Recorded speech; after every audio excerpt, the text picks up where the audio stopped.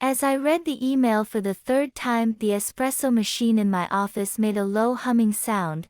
My ex-husband had asked to meet with me after 2 years out of my life. Emily, please, I know I'm not worth your time, but my company is in trouble and I need investors who understand the business.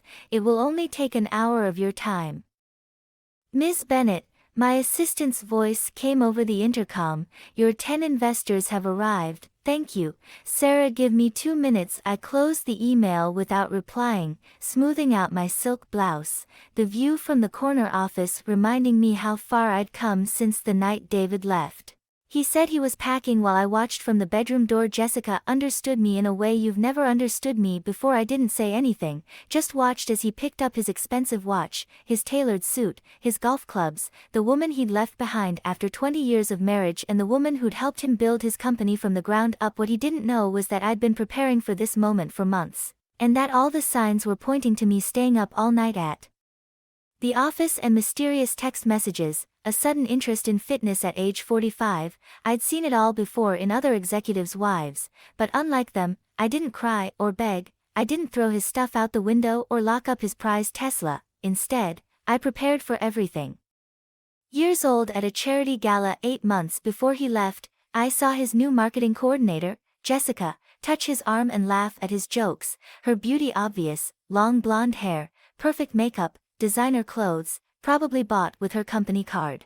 She wasn't just a pretty face, she was ambitious. That night I went home and opened my laptop. 20 years of marriage to a tech company CEO had taught me more than just how to throw a dinner party. I knew the industry inside and out. I'd been to countless strategy meetings, edited every major proposal David had ever written. I also knew his blind spots. David had been focused on hardware, servers and network infrastructure, while software was seen by him as a support service. But I've been watching the market, and the future is not in boxes and wires, it's in cloud services, in the invisible systems that make it all work.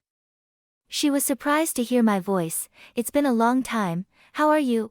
I'm about to get divorced, I said calmly. I have a business proposition for you. We arranged to meet for coffee the next day, and I laid out my plan, a software company specializing in AI-driven cloud management. Janet listened and took notes and asked pointed questions. At the end she looked up with a smile I remembered from my college days. Her smile meant she smelled blood. Univis would compete directly with Richardson Technologies. That afternoon I hired the best developers I could find, poached a few from David's own company, and they all came eagerly. As it turns out, I wasn't the only one who seeing the writing on the wall. Richardson Technologies was still profitable, but it was behind the curve. The divorce was quick and easy. David thought I was just a trophy wife, getting too old for the role. I signed the agreement with a blank pen he'd given me on our 15th wedding anniversary.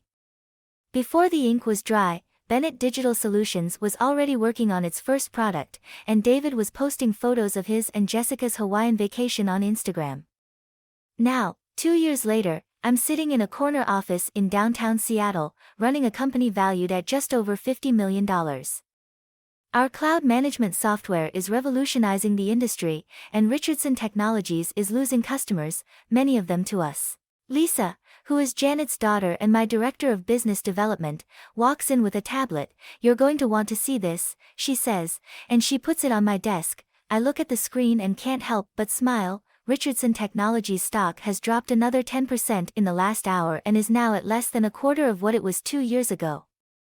I picked up my phone and opened David's email again. If I had met with him, it would have been so satisfying to see him in pain, to watch him realize that the wife he had abandoned had become the powerful CEO he had always wanted to be.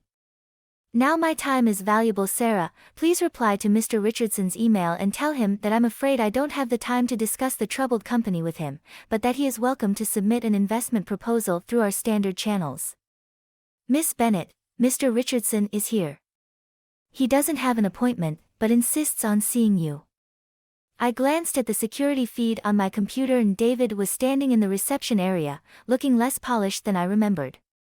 I asked him how long he had been waiting, and although I could see the time stamp on the security camera was 20 minutes, Sarah replied, "Should I call security?" I considered this for a few moments, part of me thinking I'd let him sulk outside or even have someone escort him out. I spent those 5 minutes getting myself impeccably groomed. I fixed my hair, touched up my lipstick, and adjusted my Hermes scarf, which I had bought to celebrate our first $1 million income. I looked up and slowly thanked him. David, you look great. That's a lie. Up close he looked even worse. New wrinkles were appearing around his eyes. There was a slight tremor in his hand as he clutched his briefcase. Can we dispense with the pleasantries? He asked, and without waiting for an invitation, sat down in my visitor's chair. My assistant told you that I don't have an appointment and that I'm very busy running my company, and unlike some CEOs, I don't like to waste my time on unplanned interruptions. Yes, I've noticed that you've been very knowledgeable about the industry. He tried to give a smile that looked more like a grimace. That's why I'm here. We need investors who understand it and see the potential. $15 million would give us enough money to complete the transition. His eyes widened slightly. You can follow our numbers. I follow all of our competitors, I said calmly. It's just good business competition. He smiled, but there was no hint of a smile. Emily, you're serious? You want a small software company? We're in a completely different league. I asked him quietly because it seemed to me that David was running a $15 million technology company while another company was begging for investment to save a failing business. He slumped in his chair, his briefcase sliding off his lap and onto the floor, papers spilling out, financial reports forecasting desperate plans for revival, and I caught a glimpse of a personal bank statement that showed the account nearly depleted. What happened to your Rolex watch? Yes, Jessica, how does she still make you feel young? His silence speaks volumes. I'd heard through industry gossip that she'd left him 6 months ago for a younger, more successful CEO, Emily. I stood up and walked over to the window and looked out the reflector. The Seattle skyline came into my eyes and I could see him looking at me hopefully. His face wore a look of despair. 20 years of marriage, I repeated softly. You're right, David, it does make sense, and he straightened up slightly, regaining his old confidence. Now you want me to invest in the company you ran into the ground, the one you wouldn't let me help manage because wives are supposed to stay out of business. David stood up, desperation turning to anger. Is this revenge? I'm successful because I know what my clients want and you're resting on your laurels. Your failures are just collateral damage. Collateral damage. He said that there are 300 people working for me. Emily is the one who actually has a family. I picked up my tablet and pulled up a file. You mean like Angela Chin in accounting, Mark Rivera in development, or the other 50 employees who have accepted positions at Bennett Digital?